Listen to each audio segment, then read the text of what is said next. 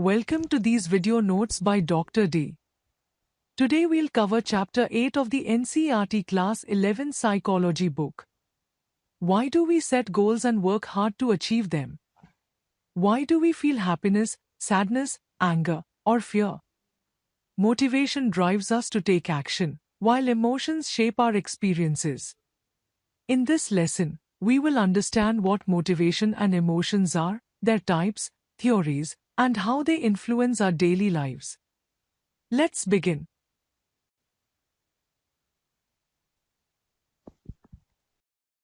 Motivation is what drives us to act and accomplish our goals. It is useful to understand the motivation cycle to make sense here. Consider that you are experiencing hunger, which is your body's need for nutrition. You are thus driven to think about whether you should cook or go to a restaurant. You are aroused enough that you decide to cook. Having decided, you pursue a goal-directed behavior, that is, you start preparing food in the kitchen. Once the food is made and consumed, your goal is achieved. This leads to the reduction of the arousal and satisfaction of the hunger. Motivations may be of two types: biological or physiological, and psychosocial or environmental. Biological motives are caused by our own biological processes such as hormones, neurotransmitters, etc. Example being hunger and thirst. On the other hand, in psychosocial motives, as the name suggests, we consider our own internal psychological causes and the external social causes. These can be of four types. First is the need for affiliation or belonging, which is why we form families, friendships, and social networks.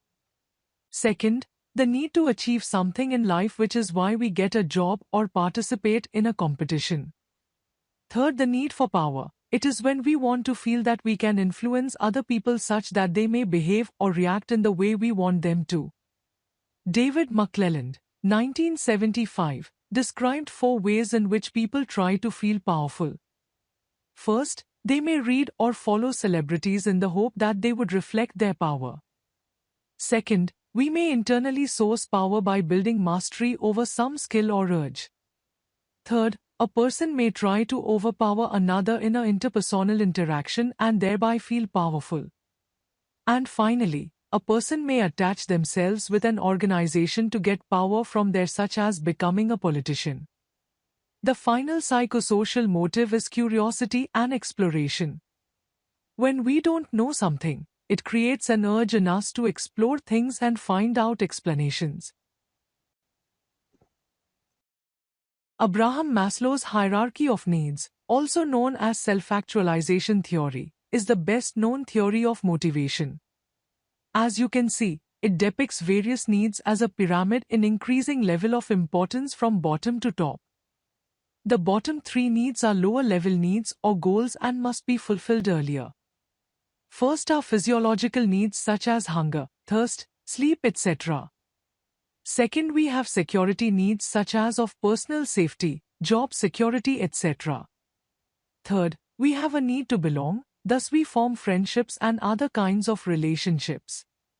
Only after these lower-order needs are fulfilled, do we start to focus on the higher-order needs such as esteem and self-actualization.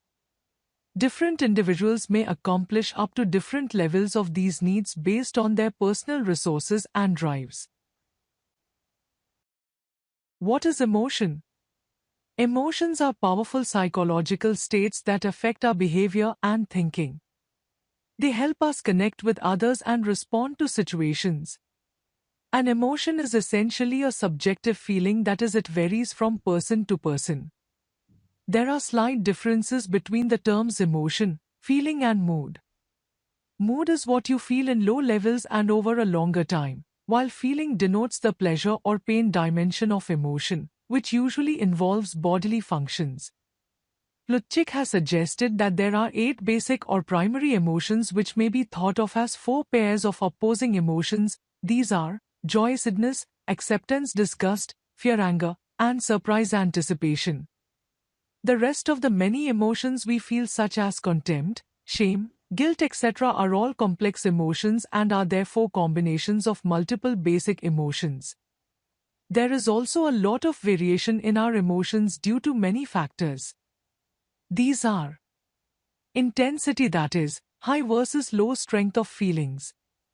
Quality, that is the type of feeling. Subjective factors such as personality, gender and psychological conditions or psychopathology. For example, women typically show less anger and more empathy compared to men. The last factor to affect our emotions is the situation that is facing us. Human beings use both verbal and nonverbal methods to communicate emotions. Nonverbal methods such as gestures, intonations, facial expression and physical face-to-face distance are referred to as paralanguage. Darwin suggested that facial expressions for basic emotions are inborn and universal, thus advancing an evolutionary viewpoint about emotions. Culture also plays an important role in how we express our emotions. For example, Thaians pay a lot of importance to how they express anger, while North Americans do the same for contempt. The last aspect that we need to remember regarding emotions is PTSD or post-traumatic stress disorder. This is an intense negative emotion which was originally triggered during a disaster. The emotion later gets converted into a sustained maladaptive condition such as depression. As a result, the sufferer keeps experiencing the emotion again and again even after the event.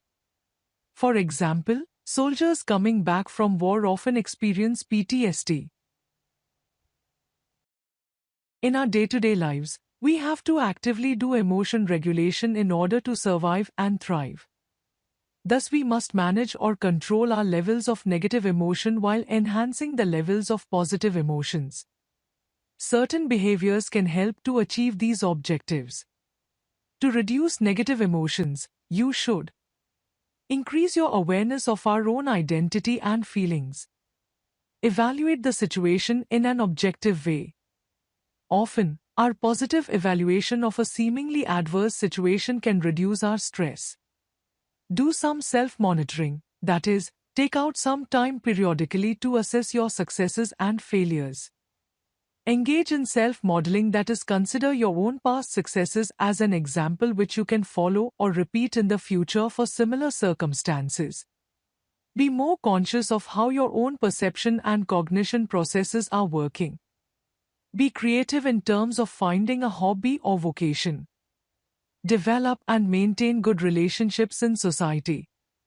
Have empathy when you are dealing with others. And participate in community service. Likewise, increasing positive emotions can help us deal better with adverse situations. Sure, inborn personality factors such as positive self-regard and optimism naturally help us with our positivity. However, here also there are certain behaviors that you can adopt, such as being engaged wholeheartedly in some task or activity, having a faith that lends purpose to your life, having quality connections and a supportive network, finding positivity in bad conditions, and finding positivity in mundane everyday things as well. Thank you for watching. Don't forget to like, comment, and subscribe for more psychology lessons.